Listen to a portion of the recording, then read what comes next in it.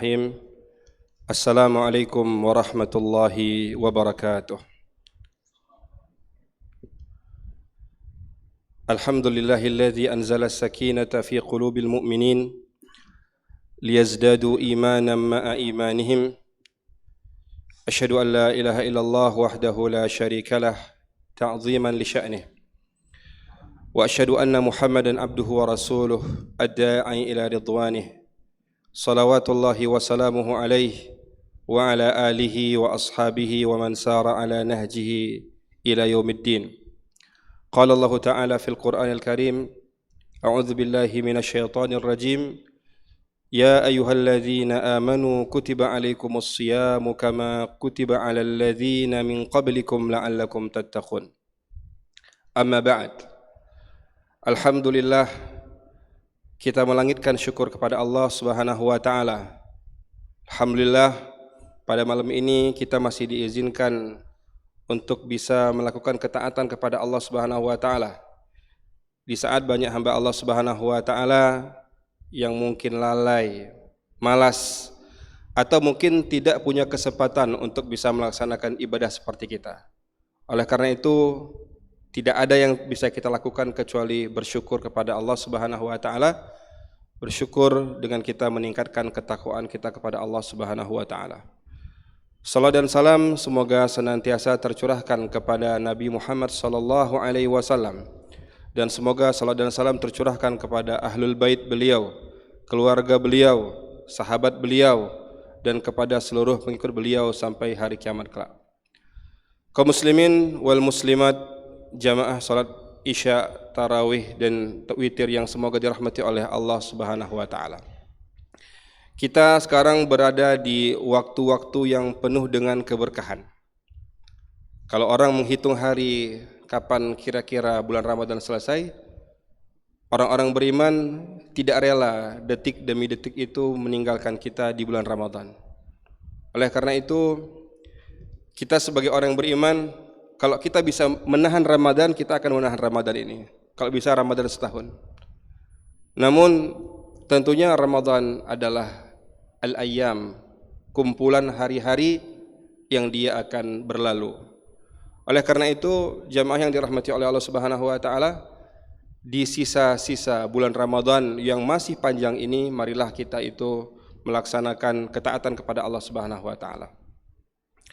Bagi orang yang baru belajar Islam, bagi orang yang baru masuk Islam, bagi orang yang baru belajar, bagi orang yang mungkin dia masih kecil, dia akan merasakan bahwa bulan Ramadan ini adalah berat.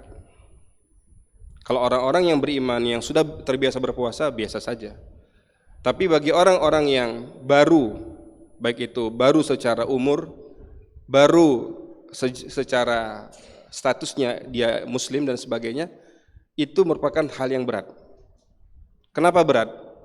Siangnya diwajibkan berpuasa, malamnya dianjurkan untuk melaksanakan qiyamul lail.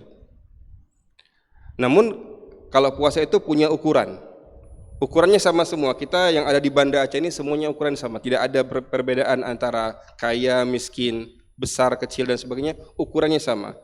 Dari terbit fajar shadiq sampai terbenam matahari, sama. Tidak ada beda. Yang ada perbedaannya itu adalah salat malam, qiyamul lail. Qiyamul lail itu ada orang yang modelnya SKS, sistem kebut semenit, 1 rakaat 1 menit. Ada yang dia itu lama, dia menikmati 1 juz, ada yang mungkin menikmati 2 juz, 3 juz dan sebagainya. Nah, karena bulan Ramadan ini bagi sebahagian orang itu berat, maka saya ingin menyampaikan pesan kepada kita semuanya. Kepada siapa saja yang mendengarkan, memang Ramadan itu berat, bagi sebahagian orang itu berat. Atau bagi kita secara umum, Ramadan itu berat. Namun yang perlu kita perhatikan bahwa setiap kewajiban di dalam syariat ini, itu pasti di sebaliknya pasti ada kasih sayang Allah Subhanahu wa taala. Itu menjadi pelajaran yang terpenting bagi kita. Di sebalik beban, di sebalik kewajiban itu pasti ada kasih sayang Allah Subhanahu wa taala. Jadi kalau kita merasa berat dengan puasa, kita berat dengan baca Quran, berat dengan qiyamul lail, berat dengan sholat 5 waktu, maka yakinlah bahwa di sebalik beban itu ada kasih sayang Allah Subhanahu wa taala. Kita tahu atau kita tidak tahu. Intinya kalau misalnya kita mencari, pasti kita menemukan di situ ada kasih sayang Allah Subhanahu wa taala. Itu pesan yang pertama. Pesan yang selanjutnya, jamaah yang dirahmati oleh Allah Subhanahu wa taala, bahwa bagi orang-orang yang merasa berat dengan ibadah di bulan Ramadan ini, maka marilah kita membangun yang namanya al-hiwar. Al-hiwarut tarbawi, dialog pendidikan. Nah, dialog pendidikan ini penting untuk siapa? Untuk anak kecil. Dia nggak tahu kenapa puasa. Baru orang yang baru masuk Islam, kenapa dia puasa? Bagi orang yang baru belajar tentang Islam, kenapa kita harus berpuasa?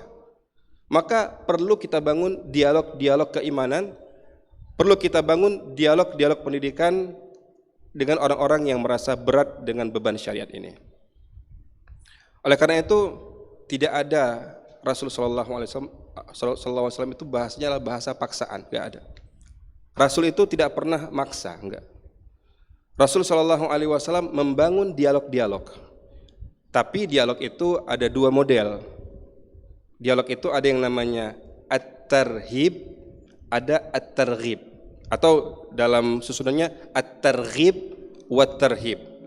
At-targhib artinya dialog yang dia itu memotivasi. At-tarhib adalah dialog yang dialog itu ada nada ancaman.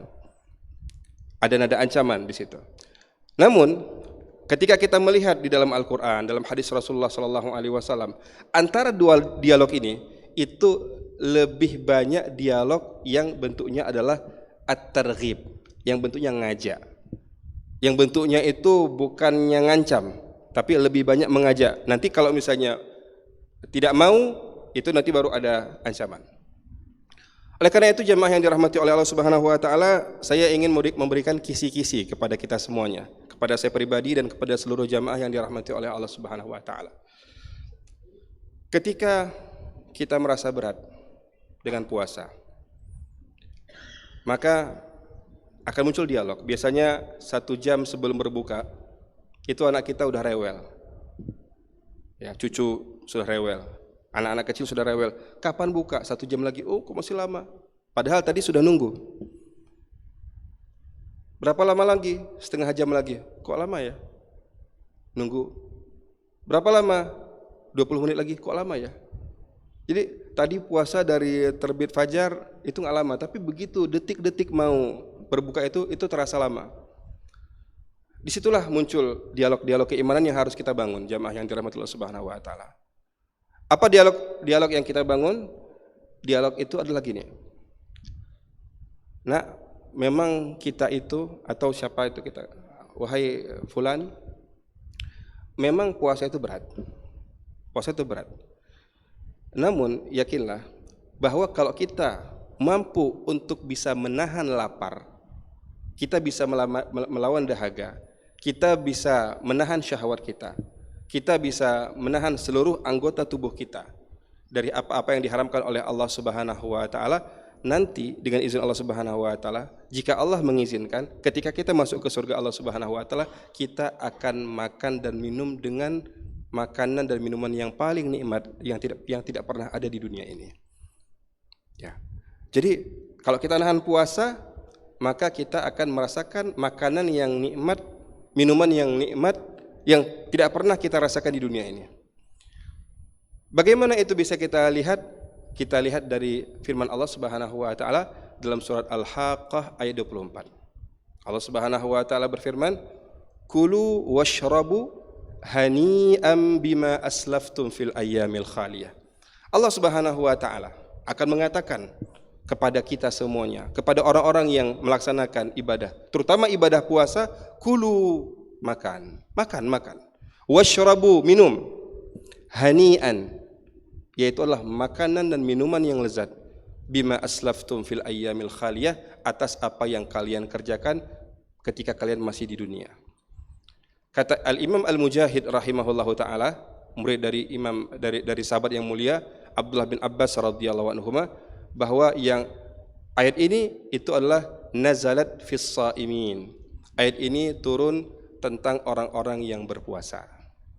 Ya, jadi kalau misalnya kita merasa berat, kita merasa lapar, laparnya kita itu mungkin hanya 12 jam. Laparnya kita mungkin 13 jam. Tapi insya Allah kenikmatan yang akan kita rasakan dengan izin Allah Subhanahu wa taala di sebalik itu lebih lezat dan lebih nikmat dengan izin Allah Subhanahu wa taala. Itu kita bangun dialognya. Kisi-kisi yang kedua, jamaah yang dirahmati oleh Allah Subhanahu wa taala, adalah tentunya apapun yang kita rasakan di dunia ini itu tidak ada apa-apanya dibandingkan dengan apa yang akan dirasakan oleh manusia nanti di akhirat. Kenapa? Karena akhirat itu begitu panjang. Begitu nanti Allah Subhanahu wa taala membangkitkan seluruh makhluk hidup, itu seluruh makhluk hidup akan dikumpulkan. Itu lama sekali waktunya. Kemudian nanti akan dihisab, kemudian akan ditimbang, kemudian akan banyak di situ proses-proses yang terjadi.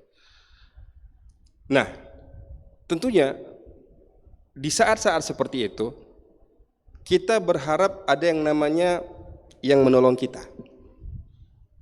Ya, ada yang menolong kita. Nah, yang menolong kita ini, jamaah yang dirahmati oleh Allah Subhanahu wa taala, telah dibocorkan kisi-kisinya oleh Rasulullah sallallahu alaihi wasallam. Di antara yang bisa memberikan syafaat kepada kita, tentunya selain syafaatnya Rasul sallallahu alaihi wasallam, asy-syafaatul uzma, syafaat dari Rasul sallallahu alaihi wasallam, kita itu bisa merasakan syafaat dari dua hal. Yaitu dari hadis yang disampaikan atau diriwayatkan oleh Al-Imam Ahmad rahimahullahu taala, bahwa Rasulullah sallallahu alaihi wasallam bersabda, "As-siyamu wal Qur'anu yashfa'ani lil 'abdi yaumal qiyamah." Puasa dan Al-Qur'an itu akan memberikan syafaat kepada kita di hari kiamat. Bayangkan, Masya Allah, kita setiap tahun melaksanakan ibadah puasa di bulan Ramadan, diwajibkan.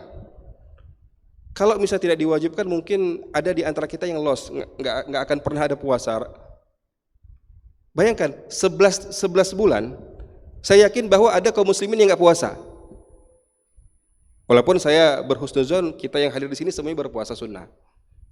Tapi saya sangat yakin dan hakul yakin bahwa ada orang yang tidak berpuasa kecuali mungkin puasa di bulan Ramadan, dan itu pun mungkin bolong-bolong. Akhirnya apa? Karena memang Allah sayang dengan kita, karena Allah cinta dengan kita, karena Allah Subhanahu wa taala sayang dengan kita, diwajibkan untuk puasa. Untuk apa? Supaya kita itu bisa mendapatkan satu tiket yang memudahkan kita untuk masuk surga Allah Subhanahu wa taala. Dengan apa? As-siyam, dengan puasa. Nah, karena bulan Ramadan juga adalah bulan yang mau tidak mau, suka tidak suka, kita itu akan terdorong untuk membaca Al-Quran. Ini belakangan ini kita melihat di media sosial misalnya, sudah disampaikan.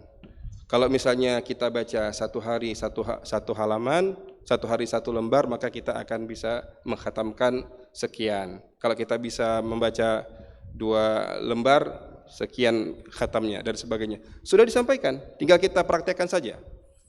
Ada yang bisa mengkhatamkan Al-Quran, ada yang tidak bisa mengkhatamkan Al-Quran. Intinya kita itu agak sedikit terdorong untuk bisa baca Al-Quran di bulan Ramadan. Dan bacaan Al-Quran atau Al-Quran itu bisa memberikan syafaat kepada kita dengan izin Allah Subhanahu wa taala. Oleh karena itu, jamaah yang dirahmati oleh Allah Subhanahu wa taala, melalui ceramah singkat pada kesempatan kali ini, saya ingin memberikan pesan kepada kita semuanya bahwa beban-beban itu semuanya adalah kasih sayang Allah Subhanahu wa taala. Allah Subhanahu wa taala mewajibkan bagi kita supaya kita itu bisa mendapatkan kenikmatan yang sangat luar biasa yang kita mungkin tidak pernah terbayangkan dalam kehidupan kita. Oleh karena itu, marilah kita nikmati hari-hari kita di bulan Ramadan. Kita nikmati sajian-sajian dan hidangan dari Allah Subhanahu wa taala dengan puasa, dengan Al-Qur'an, dan dengan ibadah-ibadah yang lainnya. Semoga Allah Subhanahu wa taala menerima seluruh amal soleh kita, dan semoga Allah Subhanahu wa taala memudahkan kita untuk menjalankan hari-hari kita di bulan Ramadan. Aqulu qauli hadza wa astaghfirullah li wa lakum wa lisairil muslimin Kita tutup dengan doa kafaratul majlis. Subhanakallahumma wa bihamdika asyhadu an la ilaha illa anta astaghfiruka wa atubu ilaik. Assalamualaikum warahmatullahi wabarakatuh.